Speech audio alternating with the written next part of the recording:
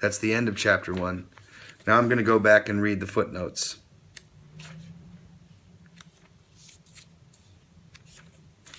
I'll read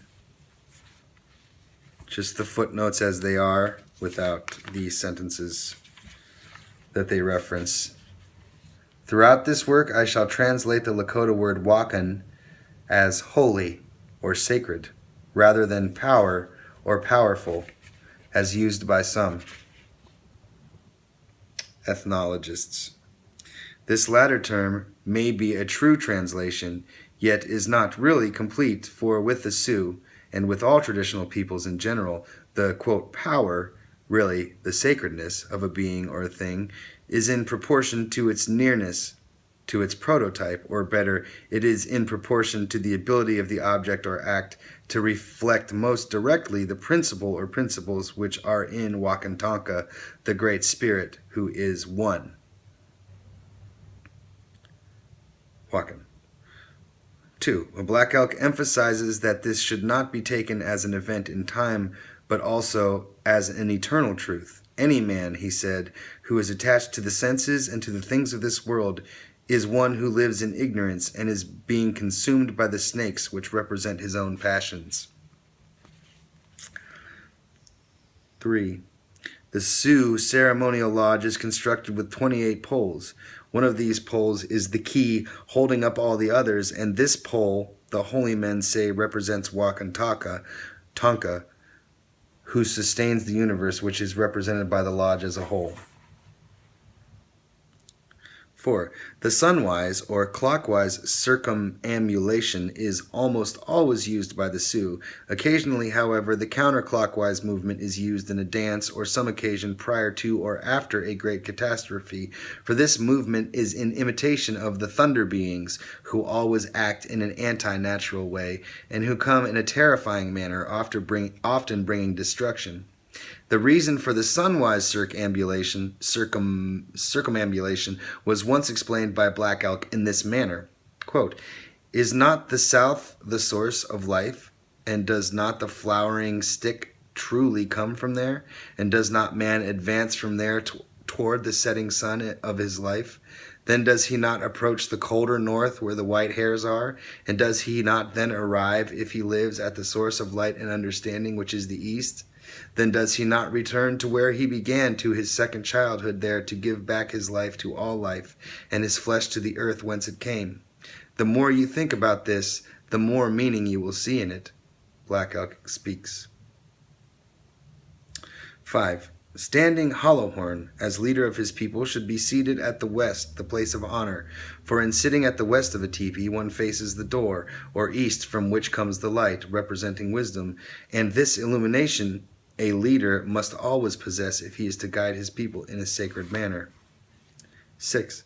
Wakantanka, as grandfather, is the Great Spirit, independent of manifestation, unqualified, unlimited, identical to the Christian Godhead or to the Hindu Brahma Nirguna. Wakantanka, as father, is the Great Spirit considered in relation to his manifestation, either as creator, preserver, or destroyer, identical to the Christian God or to the Hindu Brahma Saguna.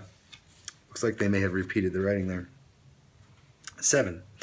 As in the distinction made within Wakantanka between grandfather and father, so the earth is considered under two aspects, that of mother and grandmother.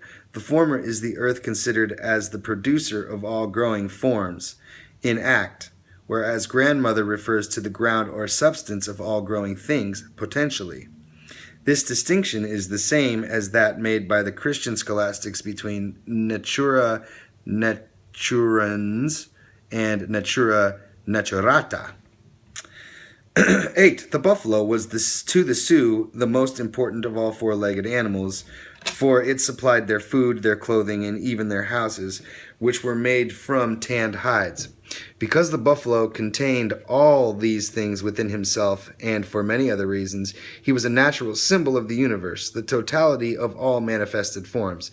Everything is symbolically contained within this animal.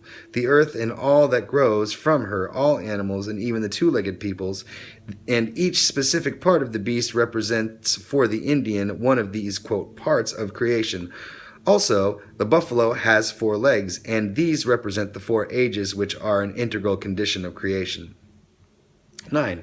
Since Wanbli Galeshka, the spotted eagle, flies the highest of all created creatures and sees everything, he is regarded as Wakantanka under certain aspects. He is a solar bird, his feathers being regarded as rays of the sun, and when one is carried or worn by the Indian, it represents, or rather is, the real presence.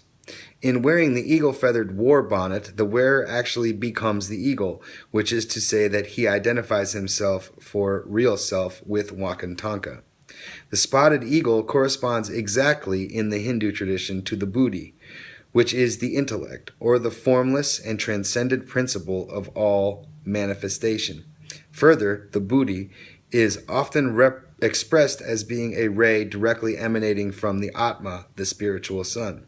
From this, it should be clear what is really being expressed in the often misunderstood ghost dance song, Wanbi Galeshka Wana Ni Hi O Wu Hu I. The spotted eagle is coming to carry me away. 10. The red road is that which runs north and south and is the good or straight way. For the Sioux, the north is purity and the south is the source of life. This red road is thus similar to the Christian straight and narrow way. It is the vertical of the cross. It is the Etz Sirata el Mustaqim of the Islamic tradition. Mispronounced, all of this stuff. On the other hand, there is the blue or the black road of the Sioux, which runs east to west, which is the path of error and destruction. He who travels on this path, Black Elk has said, one who is distracted, who is ruled by his senses, and who lives for himself rather than for his people. The 11. Okay, the 7 circles are arranged in this manner.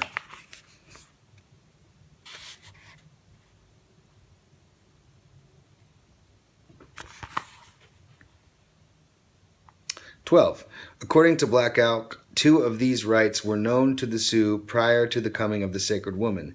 These were the purification rites of the sweat lodge and the Hendblekiapi, crying for a vision.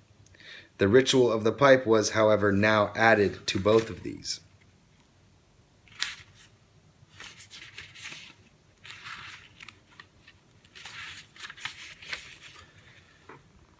Twelve. 13. In translating the Lakota word wanagi, I have used the term soul in preference to spirit, which has been used by many ethnologists. I believe this term, understood in its scholastic Christian sense, to be more accurate, for what is kept and purified in this rite is really the totality of the psychic entities of the being, which, although localized within a particular gross form, usually the lock of hair, are really a subtle nature, intermediate between the gross body and the pure spirit. At the same time, it should always be remembered that it is the pure spirit which is the presence of Wakantaka, which is at the center of both the subtle and gross entities. The soul is thus kept in the manner to be described so that there may be a prolongation of the individual state, and thus that the subtle or psychic part of the being may be purified so that a virtual liberation will be achieved. This corresponds very closely to the Christian state of purgatory. For further explanation of this important question, see René Guénon, Man and His Becoming, printed in London in 1945. 14. Quote, "It is good," Black Elk has said, "to have a reminder of death before us, for it helps us to understand the impermanence of life on this earth, and this understanding may aid us in preparing for our own death. He who is well prepared is he who knows that he is nothing compared to Wakantanka, who is everything. Then he knows the world which is real." 15. According to Siouan mythology, it is believed that at the beginning of the cycle, a buffalo was placed at the west in order to hold back the waters. Every year, this buffalo loses 1 hair, and every age he loses 1 leg. When all his hair and all 4 legs are gone, then the waters rush in once again, and the cycle comes to an end. A striking parallel to this myth is found in the Hindu tradition, where it is the bull Dharma, the divine law, who has 4 legs, each of which represents an age of the total cycle.